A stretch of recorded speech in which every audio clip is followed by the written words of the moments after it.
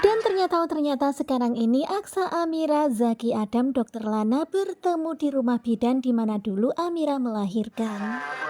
Dan malam ini benar-benar luar biasa, satset dan gak ada sabotase. Kemudian Dokter Lana pun menyarankan supaya dilakukan tes DNA antara Amira Sasa dan Damar Sasa. Karena ternyata Mbak Endah gak pernah melakukan kebohongan di saat inseminasi. Tetapi Aksa heran banget kenapa golongan darah bayi itu gak sama dengan Aksa. Itu artinya meskipun inseminasi gak tertukar, tetapi kenapa bayi itu bukan bayinya Aksa. Dan Dokter Lana pun curiga kalau bayinya tertukar ketika di bidan. Tetapi terlihat ya Adam udah ketuk-ketuk pintu, udah berkali-kali salam, tetapi nggak ada jawaban dari dalam rumah. Dan ternyata bidan itu udah lama pindah, udah lama nggak berada di tempat ini. Tentu saja Aksa dan Amira pun kecewa. Mereka pun bertanya apakah ada yang mengetahui kontak handphonenya, dan ternyata nggak ada. Tentu saja sekarang ini Amira dan juga Aksa semakin kebingungan kemana pindahnya si bidan itu.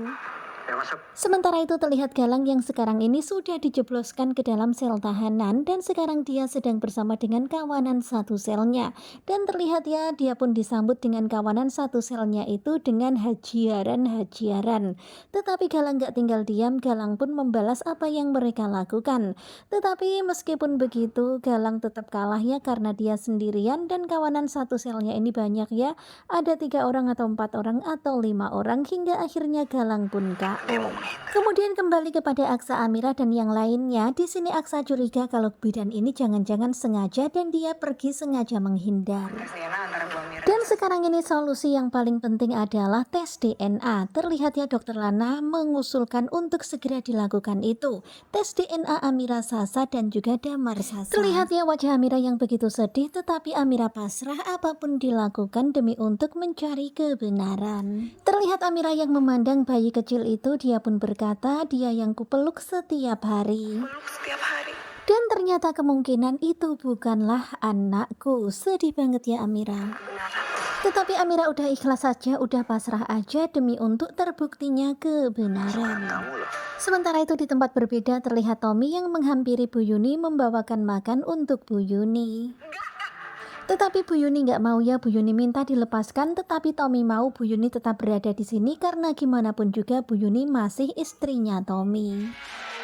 Terlihat tangan Bu Yuni yang diikat, tetapi Bu Yuni tetap berusaha untuk bisa keluar dari tempat itu. Sementara itu terlihat ya sekarang ini Bella lagi bersiap untuk menikah dengan Adam.